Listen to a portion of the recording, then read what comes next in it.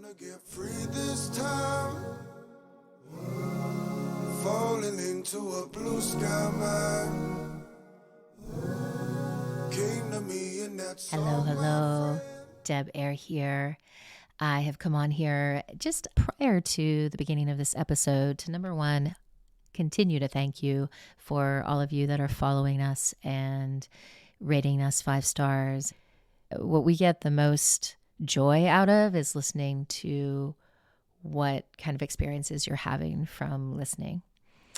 Secondly, there's a learning curve in everything, isn't there? And so the learning curve in podcasting is that there's just many different challenges in the audio that can happen. And a third of the way into this episode, there was an audio challenge where the connection started making loud sounds. So bottom line, I had to re-record the 3 offerings that I gave of some of the rituals I have in my life. And when I did re-record, the microphone wasn't plugged in. So the audio is going to sound very different. I'm going to sound far away and not as in your ear. And the other thing the microphone provides is silencing some of the background noises. So many of you know that I have very snory dogs. So you're going to hear the rhythm and the vibrato of them quite powerfully. And I'm saying, hey, it's just part of our growing messiness and that it is part of our human range, which I think is so perfect for this episode. So know that the audio is going to change about a third of the way through and just hang in there. Sit back and enjoy, have a cup of tea. I'll see you in the episode. Hello there. Welcome back to You Mean the Elephant. This is Deb Air, where we take some of the less talked about things and hang in the space so that we can uncover things that maybe we wouldn't see otherwise. In this case, in this particular episode, I will say that there's not necessarily a conclusion to this exploration today. It is calling me to speak about, and I think that brings up something so important in how we process life and how we perceive perhaps our identity, our self-worth, is in order to give something of value, like we have to have our shit together. I've heard this from so many people, whether it's a parent saying, yeah, I couldn't really feel the thing I was feeling because I really had to keep my shit together for my kid, or I'm just trying to hold it all together and figure it out. So this conversation has that feeling of, I'm not really sure where I'm going, parts of the places I know, but part of it is still evolving me. So there's a little bit of that instability in there of not having a nice packaged conversation for you. And then there's this other part that is something that in order to evolve, it needs to be spoken about. So I'm just wondering where you all sit in that. Are there places where it's like, well, I don't have this together well enough to launch it into a conversation or into the world or to my child or to my workplace. And because you're waiting to have either your shit together or to have a well-defined expression of whatever that is, that you don't end up giving yourself permission to be in the messy parts, to be in the place that doesn't have the conclusion. Like if you were to look under earth as a seed cracks open, what we see is we see above the ground, we see the sprig come through, we see beautiful flowers growing. But if we looked underground and we saw this happening from a seed has to break open before we see that sprig. There's a lot of cracking open that happens for the wisdom to come through. From my experience, we don't have a lot of room that we give to ourselves. We're really not socialized that way, where we can feel like we have the room not to have our shit together. What does that even mean anyway? So I guess all of this is coming out very spontaneously because I don't feel like I have my shit together for whatever that means. And yet there is such a strong pull to press record, not just from this subject matter, but I was sharing this with Crystal the other day that You Me and the Elephant isn't something that I created because it was going to do well in business. It was going to, it had a certain end result or product that I was trying to produce. Rather, it's been this lifeblood for me. And hopefully, it's growing that way for you as well, where it is just a place you get to go. It is the ritual, which is the stability part, where we get to throw in what is coming up in the field around us, whether that comes through our own lives, whether it comes through tableside and speaking with people, that there is this connected thread between all of us that needs a place to hang out where it isn't already all edited. We don't have it all together to understand the complete picture. And yet it's the very thing we need to do to be able to understand more readily or more deeply something in our life. I guess that is part of what I wanted to share today, and just really knowing that for whatever reason I was pulled to this lifeblood conversation, knowing that there's more to come out. Like, part of me judged our last episode because I was like, oh my God, there's just so much more, because we had the conversation and then I went in, took care of people, and all the conversations seemed to have this experience of the dynamic conversation between stability, instability, certainty, and variety, however you want to look at it. And it was great because I'm now having these more dynamic conversations with people because it's already there. It's already hanging out in the field.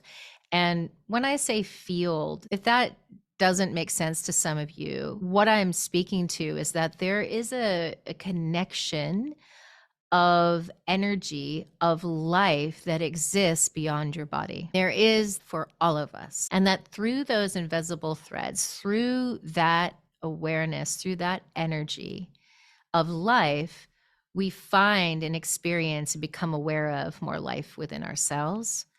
And we also gain access to energy beyond us and between each other. When we do that, things get easier. It's like the difference if you had to lift a car. Is it easier by yourself, or is it easier working with 10 other people together in synergy that it doesn't take much effort at all? I think that in a world where we live so insularly, really, unless you're just even in the pocket of your families, let's say in where you live, whether it's an intimate relationship, whether you have a family and children, we tend to live pretty insular from the field of each other. When you look outside, you can look out the window and it could look pretty grim because we're hearing, whether it's the government and political challenges that you're seeing, the world and war and violence, it can look grim quickly. So there can be, I think, this idea of like, well, I don't want to let myself go out there because that's where harm's way is, which is another layer of how we've been conditioned to really go outside of ourselves. So when I talk about the field isn't so much, it is beyond yourself, but it's also including yourself. And it is being able to connect into a network of support. I think the trick is consciously choosing the network of support in the field of influence that you desire. Our last episode, do you like certainty or variety? Our intention with that episode was to take something of complexity and make it digestible and usable. I just had a conversation with a friend, and there's words that she's also been a client of mine for years, words I would use and she'd go, I don't know what she's saying. In truth, there's been many times in my life where the way that I process the words that I use, I might get looks or I have no idea what you're talking about. And one of my desires is to really be inclusive and inspiring and hopefully engaging to a wider audience. So we took something of this dynamic relationship between instability and stability and wanted to apply some words to it that might be more resonant for each of you. So I hope that was in fact the case. We all know what it feels like to feel safe or not safe. And sometimes we're more conscious of that or not conscious of that. And safety is a representation of feeling stable in some way. We use the word certainty. We use the word control as well, and consistency. And so just know that when I'm talking about stability, I'm really talking about all those things. They're going to come out in all these different ways in our life and our need for that.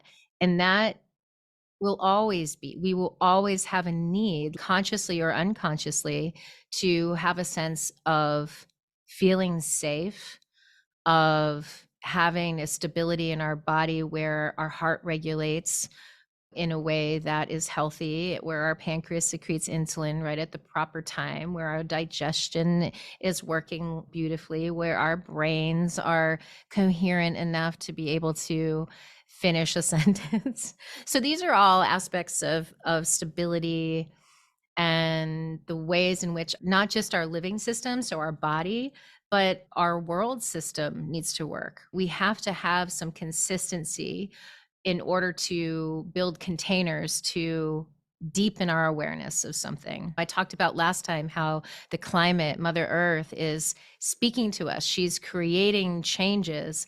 And I think it can be very frightening because some of the things that we have been talking about for years, we can actually see the 3D reality of how weather patterns have shifted significantly. Most of us have heard that the one constant in life is what? It's change. And instability brings that change in. The wind comes and it lifts that leaf off the ground and it swirls in a certain pattern. We don't really know exactly where it's going to land, but it lands. And life happens like that all the time. Let's say I go for a run, my heart and blood pressure are going to shift and change. I want it to, right? Because I want it to respond to my environment. And that's something in a way that my body can maintain health and do the thing, right? One of the things that we didn't get to last conversation in this dynamic relationship, there's aspects of instability and stability happening everywhere in your life. For instance, our body has different organs, different organ systems doing what they're doing, and then systems within that. And then if you go out even further, these systems need to dance with that stability and instability. It's what creates harmony. Harmony is not something that is static, it's actually this dance between this ability to have consistency and functionality, reproducibility, sovereignty, sustainability, and the ability to not just grow, but to be able to adapt. That's what really ignited me after part one of this conversation was it's one thing understanding that this is a dynamic relationship. So if you are so focused on safety and security, you will choke it off 100% of the time because there is a dynamic experience between the need for security and consistency and this need to have more information come in to bring movement and to excite the atoms, to excite the cells so that you can adapt appropriately to your environment. This dynamic experience between stability and instability really now is pointing the camera to, well, how do you adapt? There's something called hedonic adaptation.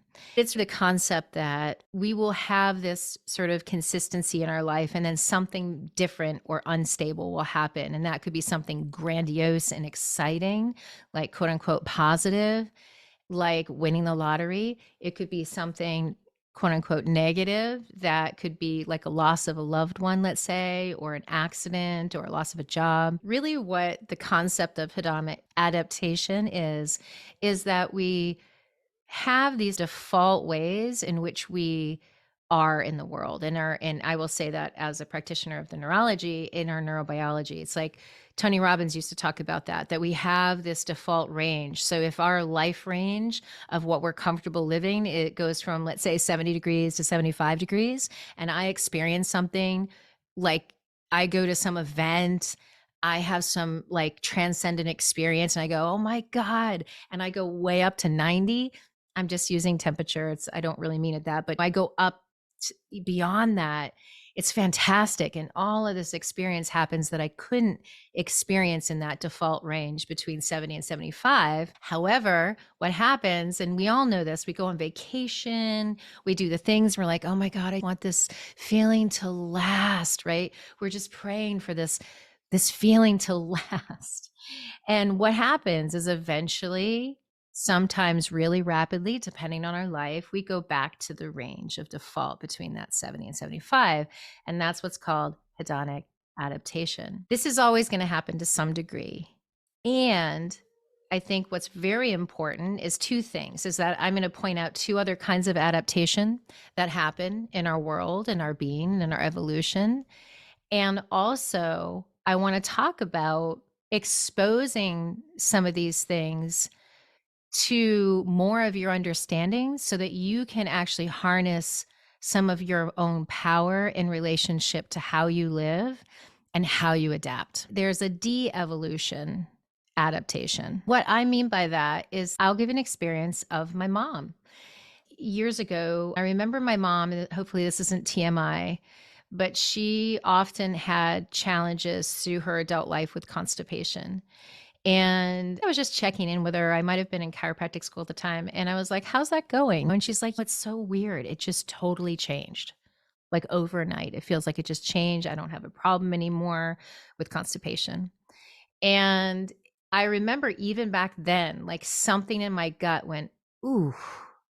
And yet my words said, oh, that's great. Because we have such a disconnection where we're not conditioned to be in honor and trust of the wisdom of our body, so that when something that we've had that doesn't feel good all of a sudden changes, we're so freaking happy. And it makes sense. And I remember she was happy about that.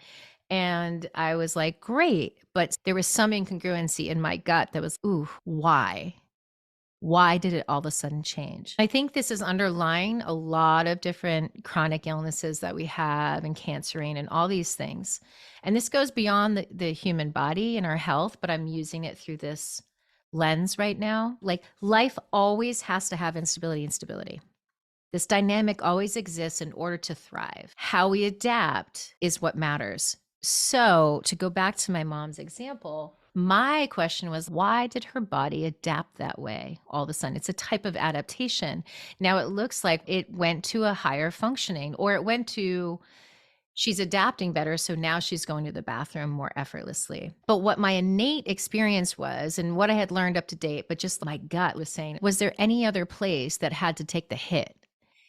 And what I have found in my own life, and certainly in my 30 years of tableside working with people's neurologies, is that what happens when there is change wanting to happen, and we said this last time, is that change might come in and really mess you up, right? If you are trying so hard to stay stable. So, for instance, in my mom's case, I think there were things that she was quite stuck on. One was the challenge of her relationship with my dad. And yet there was such a stability or consistency or habit in that relationship because of not letting that grow, who she had to become to make that quote unquote environment. So in this case, her relationship work, she had to limit or make smaller, what I want to say, bring in her world. So she wasn't able to be her true self. Let's just put it that way. This was just such a physical example. In our life, when we have a stuckness and a fear because our need to have the certainty of that thing, which is, of course, not a certainty, overrides our knowing that there is something that needs to change, that you need to expand into versus shrink out of.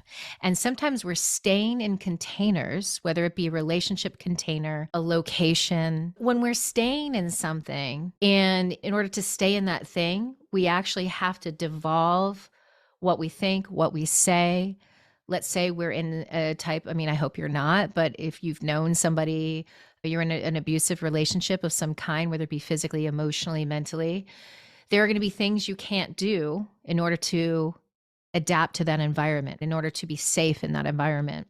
When we do that again and again and again, what happens is we lose our access to parts of ourselves.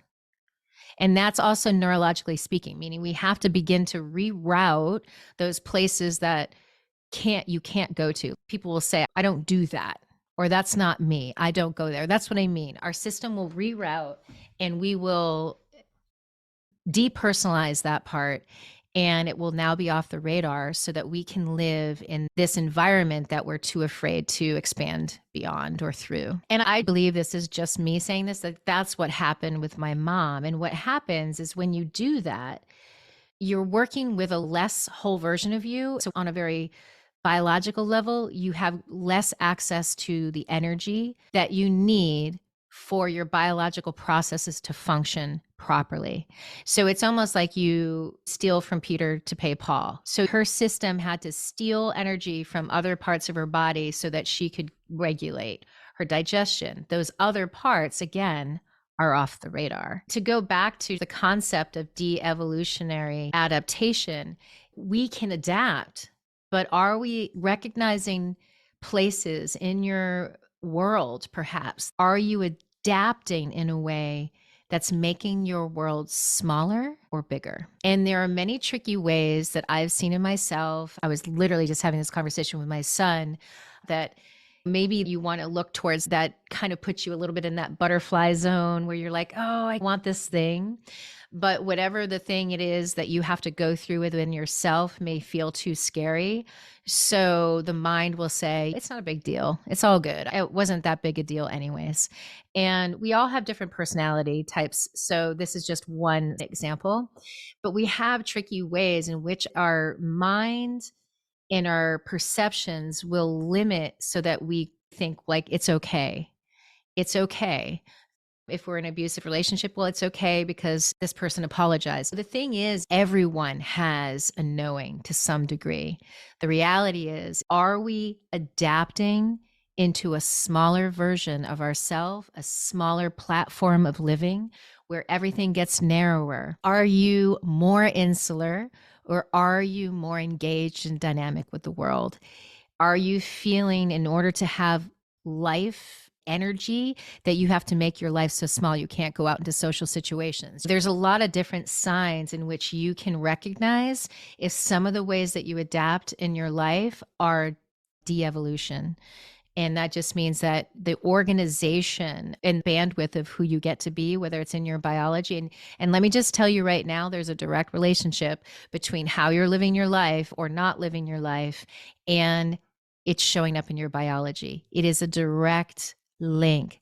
Like this is the map. That's why when people come on my table, they're like, how did you know that? It's all there for you. It's all the patterns of how you adapt and how you live in the world. So that's one end. I remember when I first got my business and my accountant was asking me to give him the value of my tables and any kind of things that I had. And they do this devaluation process, right? Because everything loses value over time. There's an aspect of living in this body where there is an aspect of de-evolution, meaning that we all have the same ticket to ride. We have this body temporarily. So there's always going to be an aspect in which the body is adapting, and there is going to be some aspect probably of de-evolution. However, there's this other thing that I'm coining transcendent adaptation, because if we just like look up in the dictionary what adaptation is, it is a change that you will make either in a system or your biology that will make yourself more suited, better suited to the environment. The trickery is, are you making yourself suited for the environment that you want, or are you having to shrink in order to adapt to the environment? So transcendent adaptation is this dance with this instability that takes in those unstable moments, those moments of awe. We've all heard this. Do you want to let heartbreak close your heart or will it break you open, right? It's going into these transcendent states that all of a sudden open the shutter where you get to see and feel and experience so much more of life, and therefore so much more of you. And in those moments, you can have ahas. In those moments, you get a solution that you could not for the life of you conjure before that moment. So the question is, how do you actually upgrade, not just adapt to back to 70 and 75 and just keep praying that, like, I hope this doesn't wear out, and also not fooling yourself and just devolving and adapting and going, it's great, everything's great if I don't go out of the house and I don't eat these millions of things and I become so sensitive. Like, you have to keep paring down your life. If you keep having to pare down your life, you know that you're adapting, but you're not adapting in a transcendent, upgrading way. None of these are wrong. I'm just bringing out this as a way for you to consider, and in that consideration, harness more power for yourself of observation in ways that you can engage with your life to really feel shifts and changes and go, oh my God. It's like saying the person that read the book the first time is not the same person. It's not the same book you're reading because you're a different person. And I think different person just means you're a more evolved version of yourself. And that's what transcendent adaptation allows for you. So how do we know we're doing that? That's a great question. I think part of it is, I say this all the time, is that there needs to be an aspect in which you devote to regulating your nervous system. And I believe not just regulating it. And that means bringing safety. That means bringing more awareness through all of your universal body language of touch, of breath, of movement, of sound, of space, of vision, of seeing, of focus. All of these things, the more you can become in tune with that, the more you can begin to regulate all of these things. There's so much dysregulation in the world because the sheer amount of chaos and fear. We have all of this chaos happening, and then we have a response of fear, which just freezes us. And if we can't ever let our neurology become stable enough to regulate, there's no way we can grow and expand into greater versions of ourselves that become an upgraded version that allow ourselves to adapt more effectively with the world, with the climate, with getting those solutions that you can't even grasp because you're just trying to get enough energy to survive and stay stable. And that is unfortunately a large percentage of our world right now. I think having this conversation of transcendent adaptation is a really vital and important one. And like I said at the beginning of this podcast, I don't have the direct answer. I will say, working with the nervous system, working with my nervous system as well, in ways that create a suspension of time and space, certainly through the network spinal care that I've done, and a lot of other aspects in which I've adapted in working with people for so long, allowing the system to become more coherent, which begins with becoming more stable. You can't build an extra room on your house if the foundation isn't stable. We've become so much more sensitive in ways because our systems are unstable. And so our solution usually is to take things away to try to stabilize. But as we take things away, we're actually, and I'm not saying this is wrong, by the way, this is what I mean. All three adaptations are going to take place at some point. And all you can do is just observe them. If you have to keep taking things away, whether it's your food, whether it's like who you hang out with, or not the things you're doing or not doing, there's an aspect of de-evolution that's happening in order to survive. And sometimes we need to do that. Staying there is another thing, because I will say, when we are in a de-evolution adaptation experience and we're staying that way, there's always going to be a consequence. Something has to give that energy in order for that adaptation to take place. So another way of saying this is like our functionality as a whole being goes down. And that's what the de-evolution part is. So in the transcendent part, it's not about transcending out of our body and finding, I think we've learned, we have this thing in this body, and then we have these God transcendent experiences. And I look at it like these transcendent experiences wake up in us. And when we can regulate our nervous system and do things through universal body language, really starting to get to know, research what are the ways in which you find your calm. And sometimes that will be like pushing everything out for a moment, but get to know it more than that. Because if you need to have very specific petri dishes of things around you in order to find peace, that's going to be tough to do. It's because unless you really live in a small world and you order from Instacart, it's not going to be a very vibrant life because you're in that survival place to regulate. But when you can regulate your nervous system, and there's many different ways, obviously with working with your nervous system, meditation, yoga, all these things we know. But is there a way that you can even become more present with that? Not the thing that you're doing on your to-do list, rather something that you are going into sacred union with yourself. You are saying this matters. And it's not just to stay safe or regulate. It's not just when you go on your mat or whatever it is. It's like this is a relationship that you're deepening every single day in some way. And that could mean 3 seconds of your hands on your body somewhere saying, I'm here, I'm with you, and bringing a breath or bringing some movement in there. It doesn't have to be hard. This is something that's very layered that I'm speaking to, but how can we simplify something that's profound so that we can, through the simplicity, find the profundity, if that makes any sense at all? The first thing of being able to have transcendent adaptation, because we can have moments, the vacation moment, the event moment, you go to a workshop, it blows you away. You could have a psychedelic moment. You could have many different moments. You could have a love-making session that's like out of this world. You know, there's ways to get into these non-ordinary states. But if you don't have enough of a foundation in your nervous system to start with, it's going to easily slip into the hedonic adaptation or something less because it's going to overwhelm the system. In going back to our fear episode, one of the things that we talked about was how you can reach out of that traditional comfort zone, right? That need of finding stability. Can you just take one thing?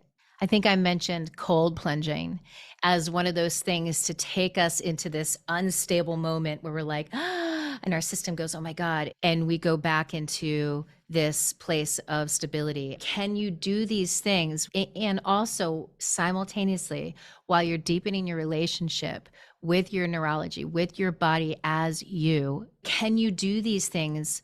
Whether it doesn't have to be cold plunging, for me, that is something that I'm about to endeavor into. And truth be told, I'm going to place it right by my jacuzzi. So I'm going to start off slow. You can do these things that take you into these transcendent moments or these stretch moments in your own pace. And I believe that they're necessary to be able to, the combination of becoming more intimate with the bandwidth and foundation of your body as you, and in your biology where you can feel things regulate, simultaneously adding these droplets of instability that you're choosing as you develop a ritual is when you can deepen into that. And that's when I feel that combination where you can have these transcendent adaptations where I speak to this all the time with clients. They may be having a challenge in life, and I'll ask them, are you on the same part of that spiral of that challenge, or are you in a different version of transcendent adaptation? Are you a different version of yourself that's in this experience? And when you can have that evolution or that expansion, you're having the experience, but there's more of you having the experience. Therefore, there's more of you that can navigate that experience. And that's how true transcendent adaptation or evolution, I believe, happens. Evolution will happen, but are we becoming more evolved? Are we becoming more adapted to a dimension of self that can expand and grow with life? Can we grow with the climate? Can we learn from her wisdom right now and her instability that she is learning herself? Can we find that in ourselves? Or are we going to cling to smaller illusions of stability? That is the question I'm offering to you in this moment. Can you look at where and how you adapt and where you cling to stability and where instability comes in? Do you choose the instability and stretch, or does the universe do it for you? How can I offer something to you that gives a little bit of a structure or model of how you can observe your life? It's a great time of year, right, to take this inventory of how is it going for me? Where do we get stuck in our perceptions and whatnot? So there are three focuses that I like to really have prevalent in my life that are going to seem obvious. And from experience, sometimes there's a gap between what is really obvious, like the parts of life where we go, oh, I know, and actually living into the obvious. So I'm going to share them just as my offering to you in this active awareness of how we adapt in our worlds, how our body adapts, how our lives adapt, and the three adaptations that I've been speaking about. And again, all three of them are potentially happening in different rhythms and different timelines and maybe at the same time. I think that when we can bring awareness and more focus to our awareness, then it really can help influence how we go about experiencing them and contributing to what we want more of in our life. The first one is me as my body.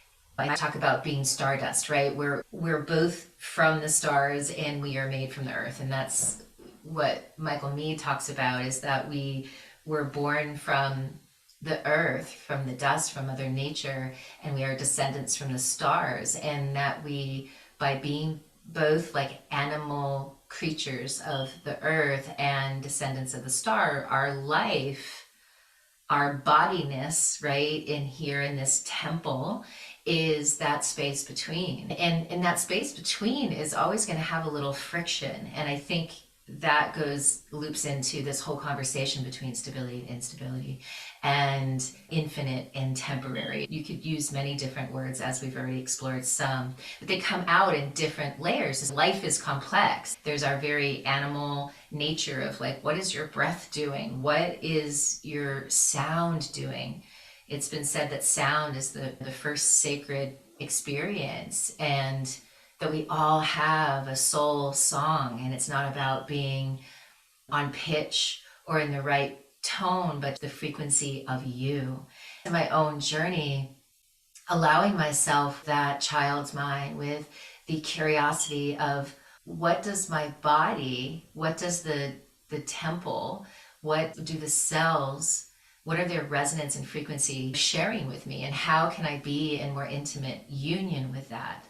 Because if you think about science, we have shown how pure energy can start to create the matter that becomes the atoms, that becomes the molecules, that becomes the cells. And so that frequency of life exists within us. The more we can become intimate with connecting with our breath. Breath may not be the first way in for you, and that's a really important thing, because I think it's more culturally supported through yoga, through breathing exercises and different healing modalities. That breath, we know that prana, that life force, that breath is really important, and certainly it is, but that is one component that you can become intimate with. And sometimes, and I can speak for myself in this, breath is not your first way in. So if you start focusing on breath and it feels hard, it can deter you away from wanting to connect with this temple, with your body, with getting to know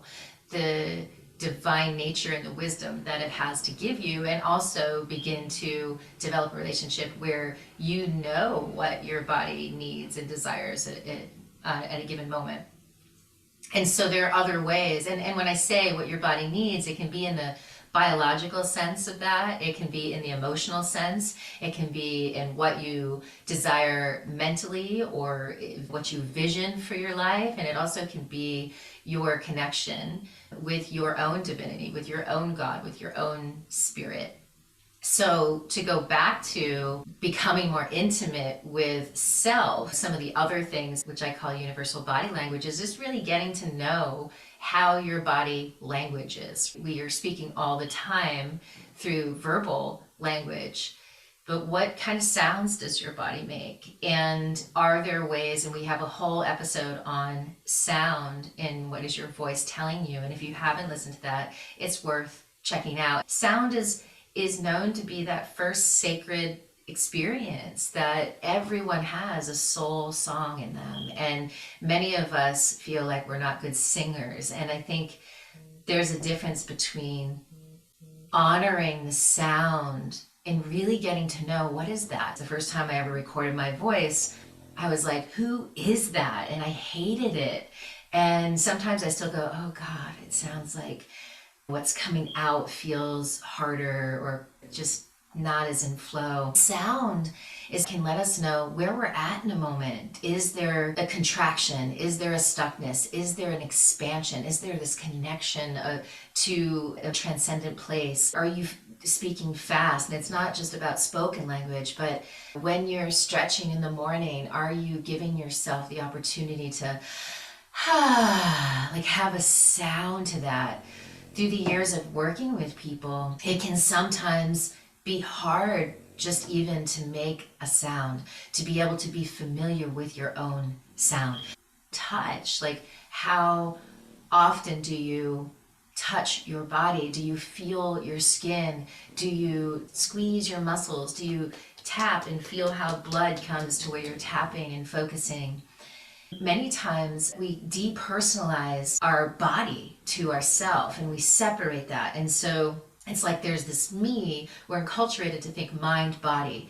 And there's mind is like the me and the body is this thing that I'm carrying around. We've heard it as like the meat sack. That's the animal part of our divinity, but it's not the only part of us. So really my focus on me as body is really my way of going into the gateway of my whole humanity, of this space between my descendant, the star being that I am, and the dust, the star dust that I am. And I find that there's a lot of liberation and wisdom that comes. It is limitless in how intimate we can get. So touch, sound, breath, smell, hearing, right? Sight, all of these things. Do we stop and notice things around us? Do we pause? And the pause is also that part of universal body language that I like to call space or gap. It is the ma. It is the space that when you can be with that, and however that looks, and this is your journey, right? An exploration. I think it was in the junk drawer episode where I spoke about the Japanese concept of ma. We talk about how the space is what actually illuminates what we focus on. So the space becomes the center focus, and with that it highlights what needs to be and what wants to be seen. The symbol of Ma is what's called the sun gate, and we can't see the gate until that space and that sun comes in. There's many different ways to become more intimate with you as body. And if you can imagine that you are this space within your cells between Mother Earth and the stars, that's the first focus that will be a part of every day. Some days I'm going to be more like eagle eye view. I might turn on music and I might just move my body. I might be not thinking so much about how my body is moving. I'm just going with the sound and I'm letting sound in my body move. That's the other part of universal body language, is movement. That could be an easy way that gets me in connection in one way with my body as me. I could also take a really soft song and still use sound, but the whole goal is to just touch my skin, to feel different parts of my body. And that could be it. There's many ways to unearth and deepen your relationship with you. That is all of it, that you are your body is you. It's not just the flesh part, that your body holds the stars. The dust is the container that holds the stars, and the stars help morph the container, and the container helps deepen the stars. And the second one really bleeds into this, and that is every day, is there some focus or ritual that allows you to consider beyond yourself, beyond your thoughts, beyond your life, whether it be something of service for the world.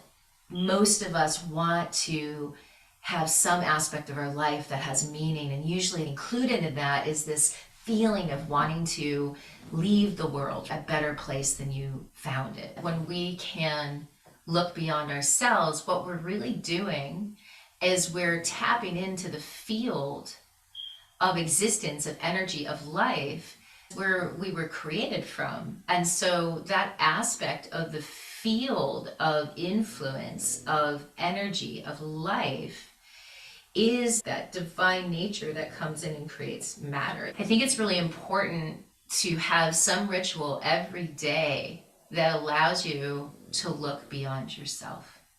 Now, it can feel overwhelming. I hear people in this struggle and desire, and then the desire underneath that struggle that comes with wanting to be connected to something greater, but wanting to align yourself. So this requires, to go back to the focus of the first one of you, is really knowing within that what your desires are, and knowing what kind of field of influence that you want to connect with.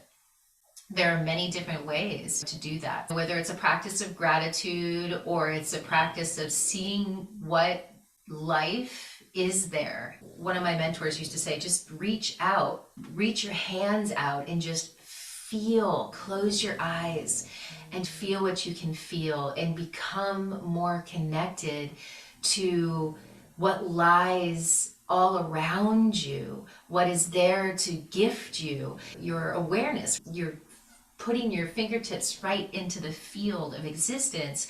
Can you start to realize that existence, that field exists within you? And as you do that, a lot of times that can bring us outside of the narrow range thinking that we can have as we're getting our shit done, as we're focusing on our goals and all the things, or we're focusing on putting out fires, or we're making life decisions. We've got to remember that we are so indoctrinated to do this stuff alone, and to be strong equals to go it alone. And it's just not true. That's why we have schools of fish. A fish will survive much more fluently and powerfully when they are in the school, the field of the fish, and they're moving. Or you see a flock of seagulls, you see how they move in rhythm with each other. There is a field that is bigger than who you are, that brings you into the collective hive consciousness, that then in turn fuels you. Which goes back to one, all these three focuses that I have all fuel each other, and that's the beautiful, beautiful part of it. Third focus I have is to choose to put yourself in a changing room. If you go to a store and you're trying on clothes, it's like put yourself in the changing rooms of life that are in alignment with what your core values are.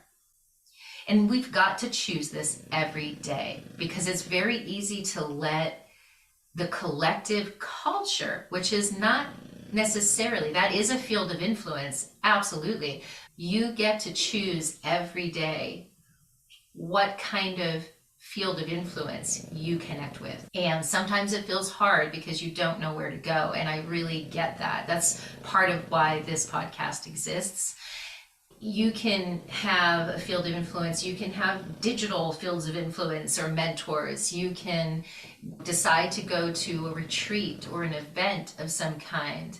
You can look at meetup groups that have some of these same values. To just kind of back up, going back to one, knowing thyself, right? Knowing thy body, knowing what are your values in this moment. Because sometimes when we're scurrying around, we're just the responder to life and we're just kind of chasing life versus really knowing thyself and allowing life to work with us and to be in union with life, which is a very different life-giving experience. We can lose sight of what we truly value because we're so marinated in all of the things that we should value.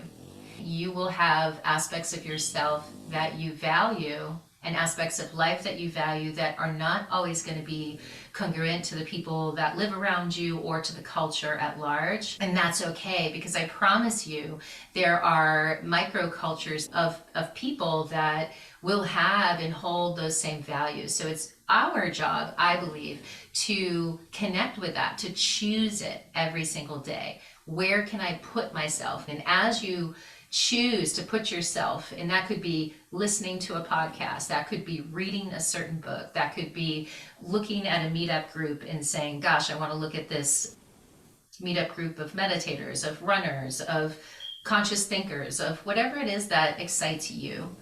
But if we are looking at our phone and we're letting algorithms run our life, it can feel very heavy, and it can, funny enough, our connection to our phones and to all of the information can have the opposite effect, meaning it can help us feel more isolated. These are the focuses that I have that I wanted to just offer that, again, are obvious, but perhaps this conversation is inspiring or stimulating a little bit more intimacy with all three of them. Thank you for taking the journey with me. As always, immensely grateful for the opportunity to have these conversations. Thank you, thank you, thank you.